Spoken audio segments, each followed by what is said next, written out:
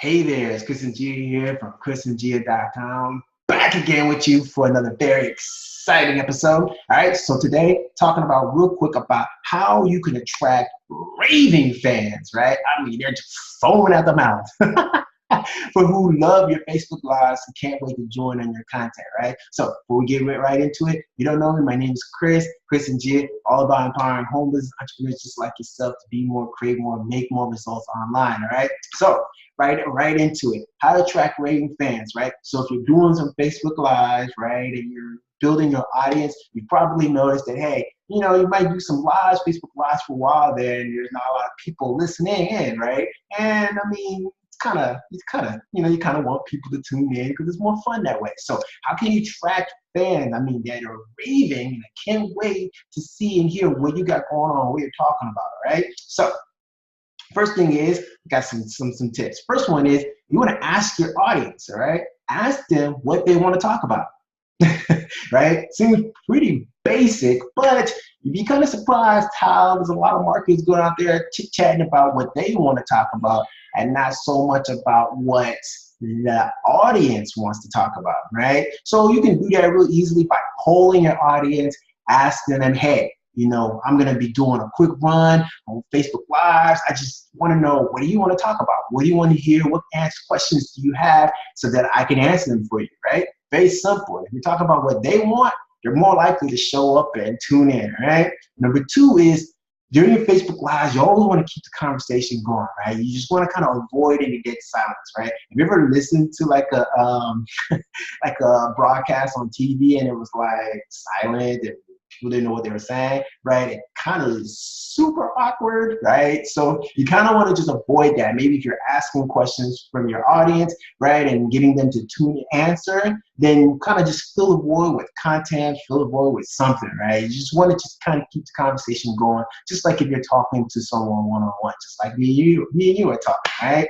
Number three is start off with some fun.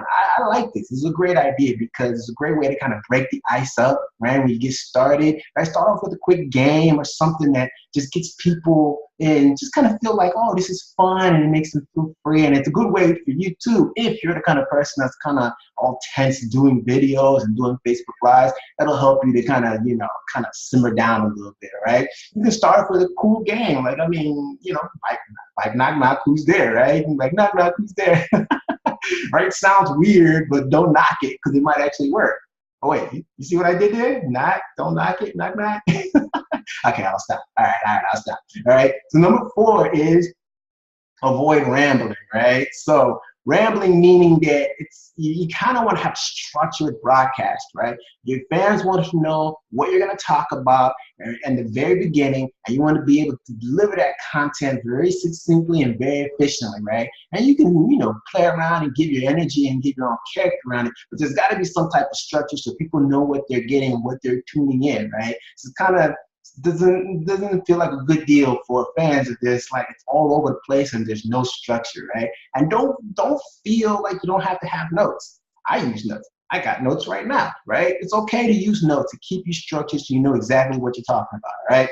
Number five, talk about what you know, right? So you don't want to talk about stuff that you really don't know too much about, right? If you have gone through some trainings, maybe with a webinar or seminar, and you got some notes, that's great stuff. Review it, look over it, put it into practice, ideally, and then share that information, right? Talk about stuff that you know so you feel comfortable talking about it. People can tell when you're comfortable. And then number six, this one, it's a big one right here, is always bring 100% passion and energy, even if nobody shows up, okay? I mean, this is key because even if nobody's showing up, this is a universal principle being involved here, because how you do anything is how you do everything. So if you're going to be doing these videos, you want to make sure you're doing them and you're bringing energy and passion to it. And you want to bring as much energy and passion to it if there's nobody on your broadcast, the same as you would if there were thousands of people on your broadcast, right? You don't stop. Your mind just knows that it's time. When the lights turn on, you perform, right? And then so you want to train your mind in thinking that. Plus, people can always go back and look at your Facebook Lives, by the way. So yeah,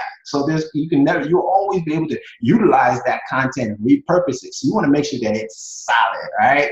And then number 7, last one, big one, big one is be consistent, all right? You gotta be consistent. Rarely, Rome was not built in a day, all right? It took some time, right? And you gotta be consistent, showing up, putting those bricks, putting those videos, putting those bricks on that scene, putting those videos into play, putting that content out there for your fans, because your fans are like, we are creatures of habits, right? And if we have the habit of knowing that your life is coming on at the same time every day, and it doesn't have to be daily, it can be once a week, it can be twice a week, right? Twice a month, whatever you do. I would encourage you to be a little bit more than twice a month, but whatever it is that you do, you want to be consistent with it and stick with it, because then people will come to expect it and show up when the time is right, because they know, hey, so-and-so always has his or her Facebook Live at this time, so I can't wait to see what he or she is going to talk about, right? That's how you build a crazy, amazing raving fan base.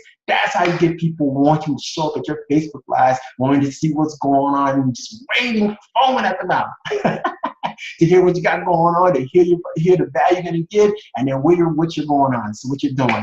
So that's it, guys. Hope you enjoyed it. Hope that was valuable for you, all right? If you did, hey, definitely give this video a like, all right? Definitely hit the subscribe so you get all these videos and they're coming in. And by the way, if you haven't already, definitely check out my Facebook Live marketing lead generation definitive guide on how you can step-by-step, how you generate leads, up to 21 to 40 leads a week on doing 10 to 15 minute Facebook Lives, all right? So definitely put your name and email address, definitely get your copy of that definitive guide, all right? And I'll send it to you ASAP. So that's it. Until next time, till the next exciting episode, my friend, be blessed, stay hungry out there. Bye now.